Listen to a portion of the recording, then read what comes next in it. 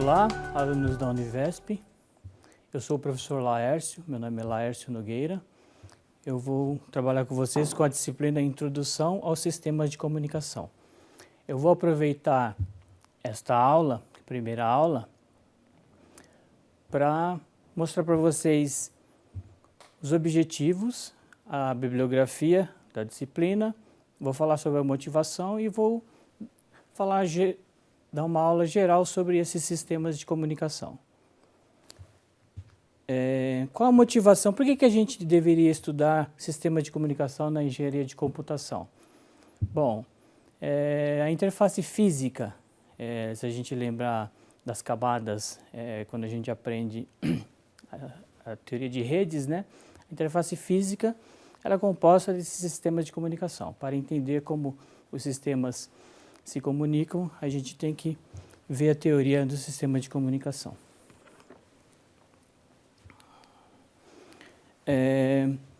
A motivação esses sistemas de comunicação são muito importantes.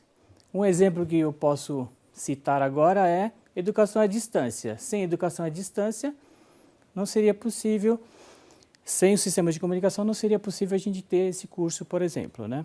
E existem muitas outras aplicações, principalmente em redes de computadores, internet. Todos esses sistemas, eles funcionam basicamente a partir do sistema de comunicação. E nós vamos ver que não somente nos sistemas onde a fonte está distante do destino. Tá? Bom, vou começar aqui com os objetivos. Quais seriam os objetivos dessa disciplina? Então, apresentar os princípios das comunicações analógica e digital, seus sistemas e operações.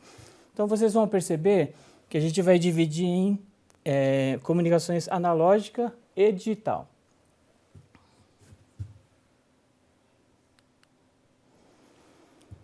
Então, vou começar definindo, né, o básico da teoria. O que seria uma comunicação? Bom, comunicação é transportar uma informação. Não vou entrar muito no mérito do que é uma informação, porque tem as conotações filosóficas, etc. Então, entenda isso como uma mensagem. Tá? Então, é transportar uma informação de um ponto a outro.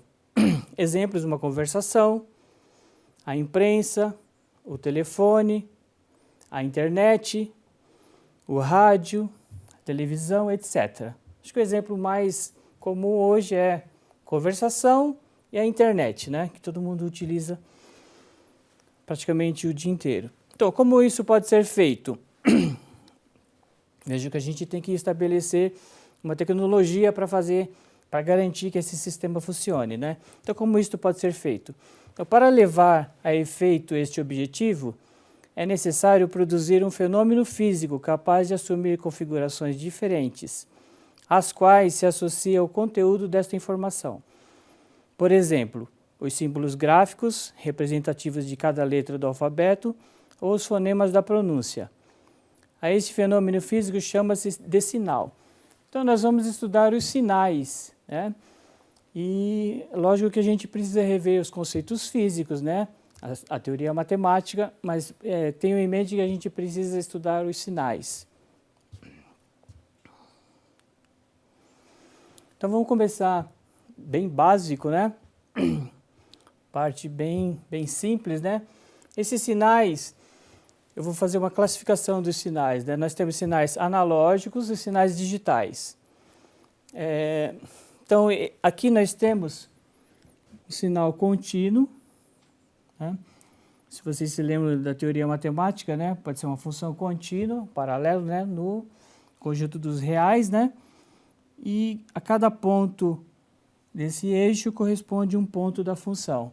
Não necessariamente ele tem que ser uma função comum, mas pode ser uma função aleatória, não uma função que segue uma regra do segundo grau, do primeiro grau. E em oposição ou complementando esse sinal contínuo, existe o sinal discreto. Tá? Lembre-se que aqui a gente está no tempo. A gente vai considerar isso aqui como tensão ou corrente, né? E aqui a gente está visualizando os sinais no tempo. Tá?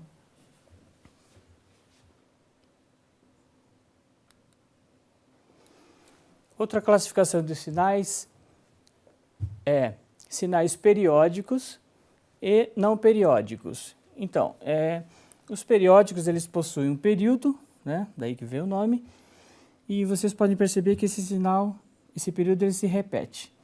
Um conceito importante que não está aqui no quadro é que o inverso do período é a frequência, né? Nós vamos, nas próximas aulas, né, nós vamos estudar a frequência, que é o inverso do período, e a gente vai utilizar em vários cálculos, né, para a gente ter os resultados de análise dos sinais. Então aqui a gente vê um período que se repete e aqui não se repete. Então esses sinais não são periódicos.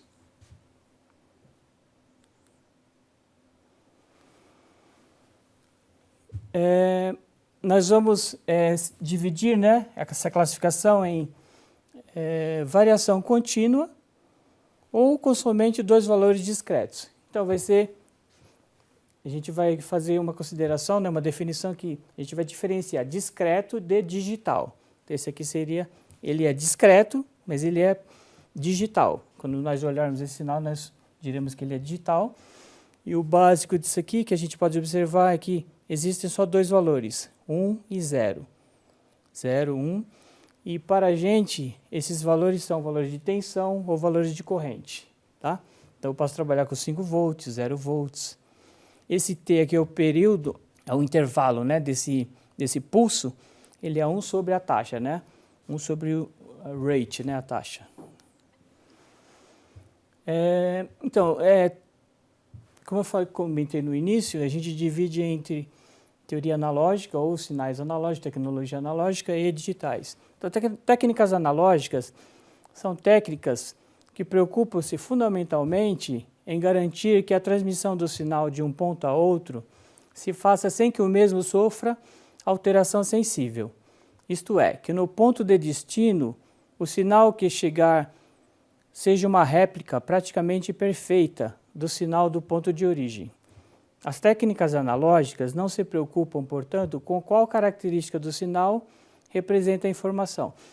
Então, tem que ter em mente que, numa transmissão analógica, a gente deseja que o sinal ele chegue perfeito ao destino.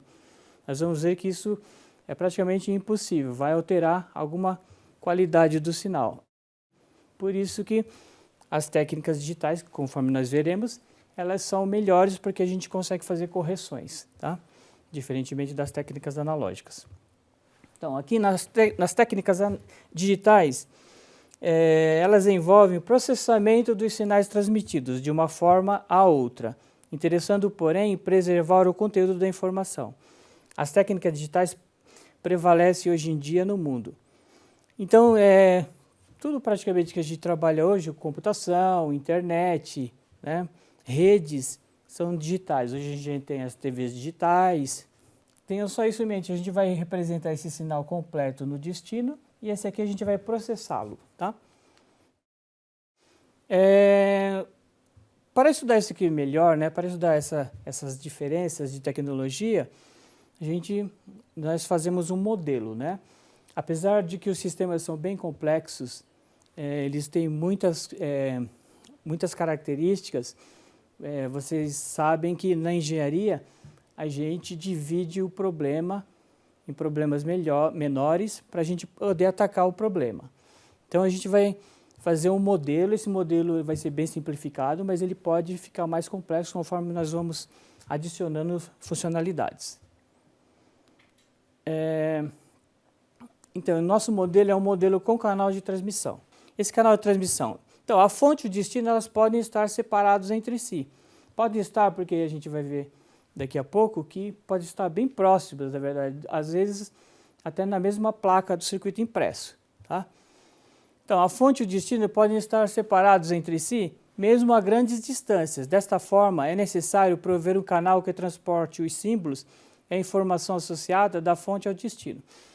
Então, vai existir o canal, a gente vai ver isso na figura 1, no próximo slide, que apresenta um esquema de um sistema de comunicação com o canal, além dos outros elementos. Tá? Então, vamos verificar. Então, a fonte de informação em geral, ela ela é analógica, a não ser que a fonte seja um computador, né? Um celular, que já está tudo digitalizado, mas mesmo no celular a gente faz a digitalização, né? da voz. Mas enfim, esse seria o esquema geral, né? Do sistema, então, do modelo, né? Modelo de um sistema de comunicação. Então nós temos a fonte de informação, esse é o sinal de entrada que vai para um transmissor. Quando sai do transmissor, vai para o canal de transmissão, esse é o elemento que está no meio, né, entre a fonte e o destino. Aqui o receptor. E aqui a gente pode fazer uma transdução, né, do sinal. Por exemplo, se for voz, aqui vai chegar um sinal elétrico, ele vai ter que se transformar em sinal auditivo, né, se for no celular. Tá? Então, basicamente, a gente pode fazer previsão, né, de como é esse canal de transmissão e tentar trabalhar em cima dele para resolver um problema que ele possa causar. Pode fazer uma previsão ou corrigir, mesmo correção no final, depois que chegou ao receptor, né? Essa é uma diferença, esse é mais específico, porque é um sistema de comunicação digital. Esse anterior seria geral, a gente pode considerar que representa o analógico, né? E esse aqui é um digital. No digital nós conseguimos fazer praticamente tudo, porque do digital a gente usa as leis matemáticas. Com a matemática, né, a gente consegue trabalhar com as funções, então a gente consegue fazer processamento digital de sinais. Com o processamento digital de sinais a gente pode criar uma infinidade de funções, né? Então, quais são os elementos que compõem esse sistema digital, de comunicação digital? Nós temos a fonte, que pode ser, no caso, representando com o sistema sem fio, né, de celular, pode ser a voz, mas para essa voz entrar no sistema e para a gente protegê-la contra problemas que nós podemos ter no canal, a gente precisa fazer duas codificações. Nós vamos ver isso mais adiante com mais detalhes, mas eu quero simplificar ou resumir agora o que a gente vai fazer. Nós temos a codificação de fonte, que basicamente pode ser a conversão do analógico para o digital, né? Outra coisa que o codificador de fonte em computação a gente usa compactar um sinal, né? Para a gente ter um arquivo com tamanho menor. Depois a gente passa pelo codificador de canal. Esse codificador de canal, uma vez que nós conhecemos o canal, as características do canal, nós podemos fazer um processamento aqui com códigos, que é típico de um sistema digital. Tipo, nós vamos colocar códigos aqui, codificar a mensagem para ir para o canal e ela ficar protegida. Depois nós vamos ver com mais detalhes como isso é feito.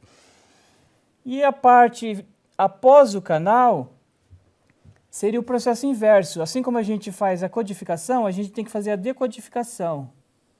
Então, no canal, por exemplo, um canal sem fio, nós vamos ter erros, né? A gente não controla o canal sem fio. Ele é um canal aleatório, né?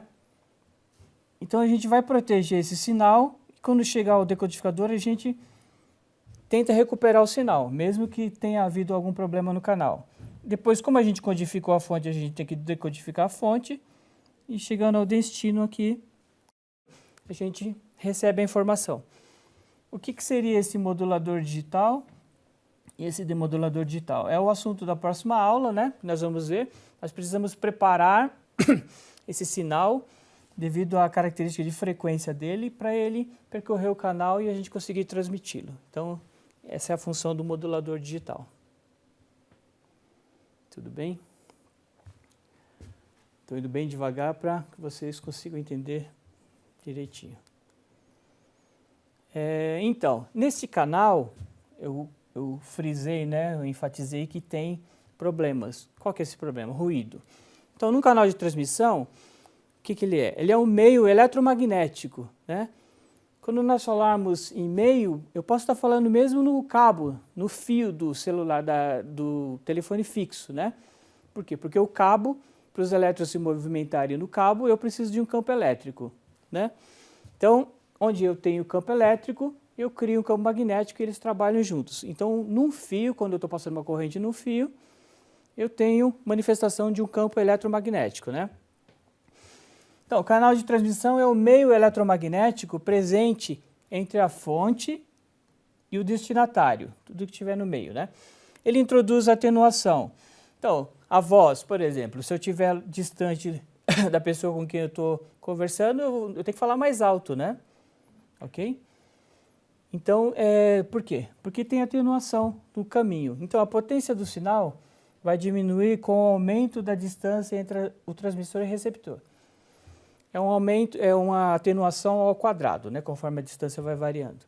Então, da mesma forma que isso ocorre na conversação, ocorre nos outros sistemas de comunicação, né? Então, os canais, devido à sua própria natureza, introduzem ruído na transmissão. Nós vamos ver por quê. Então, existem os efeitos indesejáveis, então, ruído, interferência e distorção. Ruído são componentes aleatórios, né? E a interferência, nós vamos definir no próximo slide, é a distorção. Então, nós temos que nos preocupar com isso aqui. Tem uma simplificação que nós fazemos, nós consideramos o transmissor e o receptor ideais, e a gente vai trabalhar com essa parte aqui só no canal de transmissão, tá? Tem efeitos indesejáveis que pode ocorrer. A atenuação, ela reduz a intensidade do sinal no receptor, pela distância, né? Ou por algum outro motivo, no caso se for na fibra óptica, a distância vai prevalecer. Então, distorção é a perturbação na forma de onda do sinal causada pela resposta imperfeita do sistema ao próprio sinal. Então, o sistema ele causa a distorção. Então, desligando-se o sinal, a distorção desaparece, ao contrário do que acontece com o ruído e a interferência. Se o canal for linear, a distorção pode ser corrigida ou atenuada por meio de equalizadores. Interferência é a contaminação do sinal por outra fonte de sinal. Quando nós estamos falando no celular, por exemplo, as outras pessoas que estão falando no mesmo sistema que a gente, elas interferem. Isso é interferência. A gente difere o ruído da interferência porque o ruído ele é introduzido no canal e ele refere-se a sinais elétricos aleatórios e imprevisíveis, né, produzidos por processos naturais, tanto internos quanto externos ao sistema. Tá? No sistema de telecomunicações existe o sistema propriamente dito, mas ele serve a várias pessoas, por isso que ele é de múltiplo acesso, ou acesso múltiplo, né? Então, são várias pessoas utilizando o sistema, mas as pessoas, elas não utilizam o tempo todo, né? Quando elas precisam, elas se conectam ao sistema, tá? Então, isso é um sistema de telecomunicação. Aí eu vou passar rapidamente aqui para vocês perceberem os tipos de sistemas. A gente vai tratar deles, né, com a teoria básica que serve para todos, e alguns são bem específicos. Então, nós temos o sistema óptico, né? Já existe sistema telefônico óptico. O sistema, às vezes, ele é misturado, né? Não necessariamente ele tem só uma tecnologia. No sistema celular, por exemplo, pode ter fibra óptica, né? Então, sem fio, wireless, né? WAR, telefonia fixa composta de cabos, mas pode ter parte de rádio também, né? A fotônica é quando eu estou limitando só com as fontes lasers e as fibras ópticas. O backbone é o esqueleto das redes, né? Tipo da internet, são cabos transoceânicos que podem ter também interligando os continentes, né? Satélites, estações espaciais, sondas, aí a gente está imaginando o vácuo. Como que a luz do Sol chega até o planeta Terra? Percorre o vácuo, né? E são ondas eletromagnéticas. Escrita e leitura de um disco rígido. Quando a gente está lendo ou escrevendo um disco rígido, a gente está utilizando um sistema de comunicação. Leitura de um Blu-ray e redes de computadores e internet. Tá? Então, não necessariamente a fonte tem que estar distante do destino, né? Pode estar bem próximo com uma leitura de um disco rígido, a leitura óptica, né? Então, aí eu coloquei aqui na aula o histórico, mas uma coisa que eu queria frisar é a teoria da comunicação, né, de Shannon, que estabeleceu como é a tecnologia digital, né?